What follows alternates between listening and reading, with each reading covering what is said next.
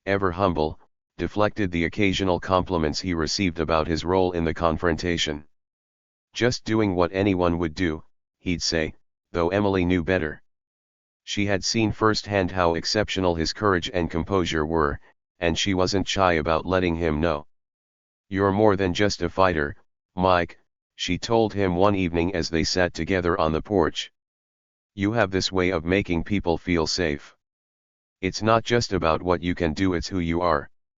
He looked at her, his expression softening.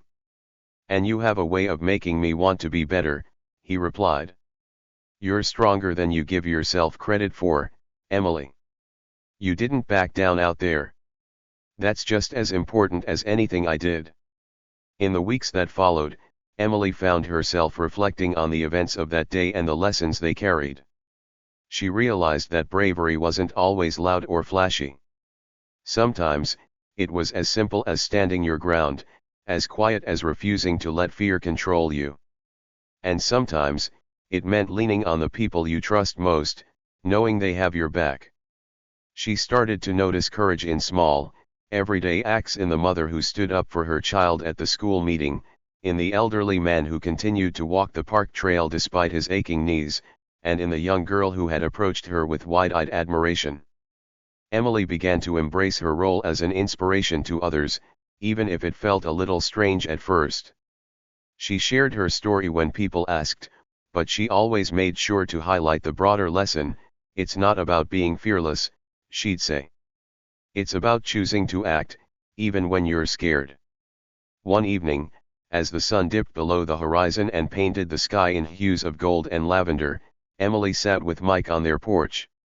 The quiet hum of the neighborhood surrounded them, a soothing reminder that peace had returned.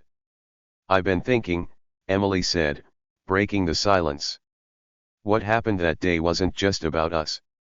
It was a reminder that standing up for what's right can change things, not just for ourselves, but for others too."